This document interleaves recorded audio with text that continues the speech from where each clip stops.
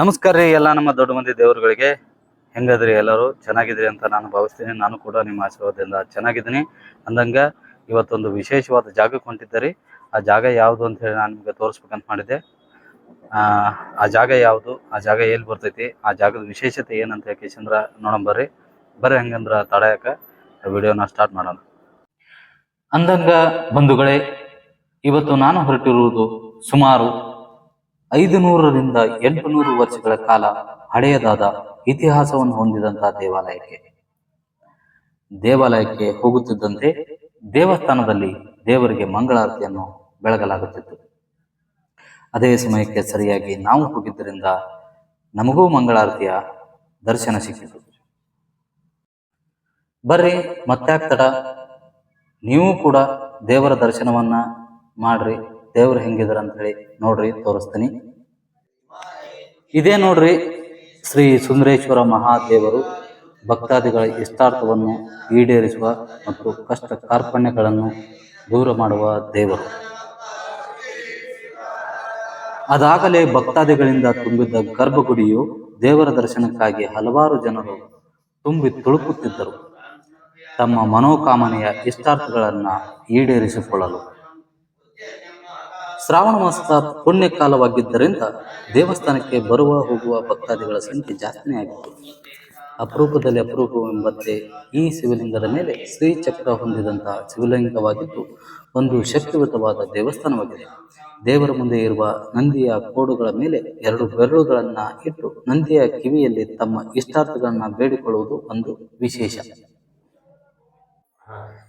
ಯಾರೇ ಬಂದು ಏನೇ ಬೇಡಿಕೊಂಡರು ಅಥವಾ ತಮ್ಮ ಎಂತಹ ದೊಡ್ಡದಾದ ಕಷ್ಟವನ್ನು ಪರಿಹರಿಸು ಎಂದು ಕೇಳಿಕೊಂಡರೆ ಸಾಕು, ಪರಿಹಾರವನ್ನು ಮಾಡಿಕೊಡುವಂತ ದೇವರಾಗಿದ್ದಾನೆ ಈ ಸುಂದರೇಶ್ವರ ದೇವರು.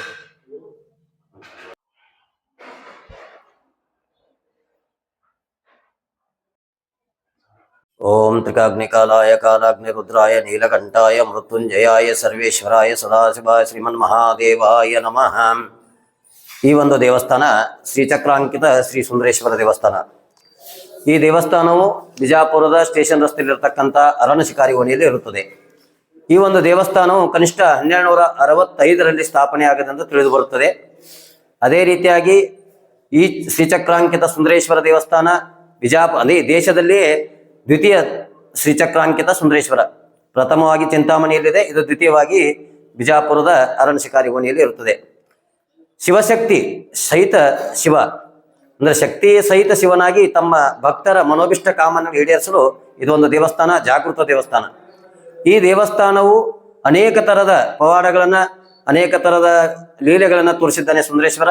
ಅದೇ ರೀತಿಯಾಗಿ ಶಿವರಾತ್ರಿ ಮತ್ತು ಶ್ರಾವಣ ಮಾಸಗಳಲ್ಲಿ ಭಕ್ತರು ಸಹಸ್ರಾರು ಸಂಖ್ಯೆಯಲ್ಲಿ ಬಂದು ದರ್ಶನವನ್ನು ಪಡೆದು ಪುನೀತರಾಗುತ್ತಾರೆ. ಈ ಒಂದು ದೇವಸ್ಥಾನವು ಈ ನಮ್ಮ ಬಿಜಾಪುರದ ಪ್ರತಿಷ್ಠಿತ ಮಣಿತನವಾದಂತಹ ದರ್ಬಾರ್ ಅವರ ಒಂದು ಮಾಲೀಕತ್ವದಲ್ಲಿ ಇರುತ್ತದೆ. 1860ರೊಳಗೆ ಅವ್ರ ಮಂತನ ಸೇರಿದ ದರ್ಬಾರ್ ರಾಜೇಶ್ ದರ್ಬಾರ್ ಅವರು ಮತ್ತು ವಿಶಾಲ್ ದರ್ಬಾರ್ ಅಂತ ಇದ್ದಾರಲ್ಲ, ಅವ್ರ ಮನೆಯಲ್ಲಿ ಮಂಥನದಲ್ಲಿ ಇದೆ. ಮಾಲೀಕತ್ವದಲ್ಲಿ, ಸರ್ಕಾರಿ ಅಲ್ಲ, ಖಾಸಗಿ ದೇವಸ್ಥಾನನೂ ಅಲ್ಲ, ಮಾಲೀಕತ್ವ ದೇವಸ್ಥಾನ.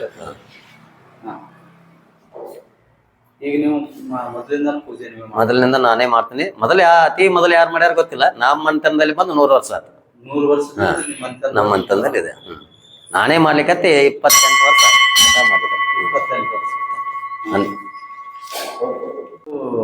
ಶಂಕರಾಚಾರ್ಯ ವಿಸಿಟ್ ಕೊಟ್ಟಾಗೇನೋ ಹೇಳ್ತಾರ, ಬಟ್ ನಿಖರವಾಗಿ ದಾಖಲೆಗಳಿಲ್ಲ. ಶಂಕರಾಚಾರ್ಯರು ಧೂಳಿಕೇಡಕ್ಕೆ ಬಂದು ಹೋಗ್ಯಾರ. ವರ್ತಿ ಅಂತೇಳಿ ಧೂಳಿಕೇಡದಂತೇಳಿ ಬಂದು ಹೋಗಿ ಅಲ್ಲಿ ಶಂಕರಲಿಂಗತ ಸ್ಥಾಪನಾ ಮಾಡ್ಯಾರ. ಬಟ್ ಇದನ್ನ ಅಷ್ಟೊಂದು ನಿಖರವಾಗಿ ಯಾರಿಗೂ ಮಾಹಿತಿ ಇಲ್ಲ ಮತ್ತು ಉಲ್ಲೇಖನೂ ಇಲ್ಲ ಇಲ್ಲಿ. ಮತ್ತ ಶ್ರೀಚಕ್ರ ಶಂಕರಾಚಾರ್ಯ ಕಾಲದಲ್ಲಿ ಪ್ರಸಿದ್ಧಿಯನ್ನು ಪಡೆದದ. ಬಟ್ ಅವರೇ ಮಾಡಿರಬಹುದು ಅಂತ ಜನರ ಊಹಾಪೋಹಗಳು. ಬಟ್ ನಿಖರವಾಗಿ ಎಲ್ಲಿಯೂ ಅದ್ರ ಬಗ್ಗೆ ದಾಖಲೆಗಳಿಲ್ಲ. ಮಾಡಿರ್ಬೋದು, ಬಟ್ ಇದು ಕಲ್ಯಾಣಿ ಚಾರುಕರ ಪ್ರಕಾರ ಅಂದ್ರ ನಂದಿ ಮಂಟಪ, ಗರ್ಭಗುಡಿ, ಅಲ್ಲಿಂದ ಸಭಾ ಮಂಟಪ, ಈ ರೀತಿ 3 ವಿಭಾಗದಾಗ ದೇವಸ್ಥಾನ ಕಟ್ತಿದ್ರು.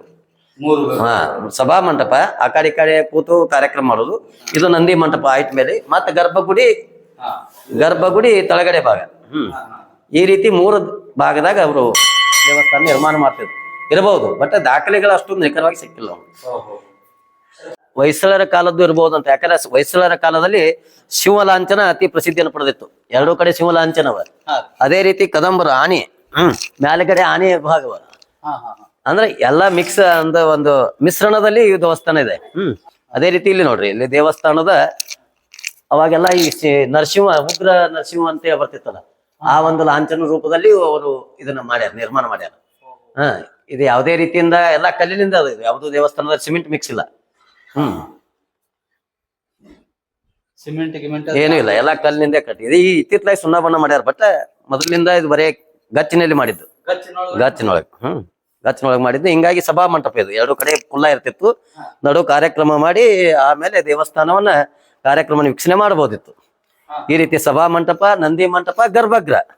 ಇದು ಸಭಾ ಮಂಟಪ, ಸಭಾ ಮಂಟಪ, ನಂದಿ ಮಂಟಪ, ಗರ್ಭಗುಡಿ, ತಳಗಡೆ ಗರ್ಭಗುಡಿ. ಈ ರೀತಿ ವಿಭಾಗ.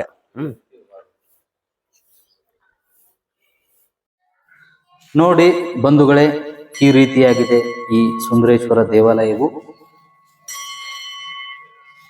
ಇದೇ ನೋಡಿ ಭಕ್ತರ ಇಷ್ಟಾರ್ಥಗಳನ್ನ ಈಡೇರಿಸುವ ಶ್ರೀ ಸುಂದರೇಶ್ವರ ದೇವರು.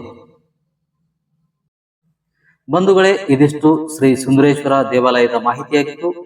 ಈ ವಿಡಿಯೋ ತಮಗೆ ಇಷ್ಟ ಆಗಿದ್ರೆ ಲೈಕ್ ಮಾಡಿ, ಕಮೆಂಟ್ ಮಾಡಿ. ಇದೇ ತರಹದ ಮಾಹಿತಿಗಾಗಿ ನಮ್ಮ ಚಾನಲ್ ಅನ್ನು ಸಬ್ಸ್ಕ್ರೈಬ್ ಆಗಿ ಬೆಲ್ ಬಟನ್ ಅನ್ನು ಹೊಡಿರಿ ಅಂತ ಹೇಳ್ತಾ, ಅಂದ ಹಾಗೆ ಈ ದೇವಾಲಯವು ಎಲ್ಲಿ ಬರುತ್ತದೆ ಅಂದರೆ, ನಿಮಗೆ ನೋಡ್ರಿ ಈ ಜಾಗ ಬಂದು ಎಲ್ಲಿ ಬರ್ತೈತಿ ಅಂತ ಹೇಳಿ ಅಂದ್ರ, ಇದು ಎಕ್ಸಾಕ್ಟ್ ಆಗಿ ಬರೋದು ಹಳೆಯ ರಿಮ್ಯಾಂಡ್ ಹೋಮ್ ಆಫೀಸ್ ಹತ್ರ ಹರಮಸಿಕರ್ ಕೋಣಿ ಒಳಗೆ ಈ ದೇವಾಲಯ ಬರುತ್ತದೆ. ಯಾರಾದರೂ ಬರಬೇಕು, ಬಂದು ಭೇಟಿ ಕೊಡಬೇಕು, ಈ ದೇವರ ದರ್ಶನವನ್ನು ಪಡೆದುಕೊಳ್ಳಬೇಕು ಅನ್ನುವವರು ಇದ್ರೆ ಬರಬಹುದು, ಈ ದೇವರ ದರ್ಶನವನ್ನು ಪಡೆದುಕೊಳ್ಳಬಹುದು. ವಿಡಿಯೋ ನೋಡಿದ್ದಕ್ಕಾಗಿ ಧನ್ಯವಾದಗಳು.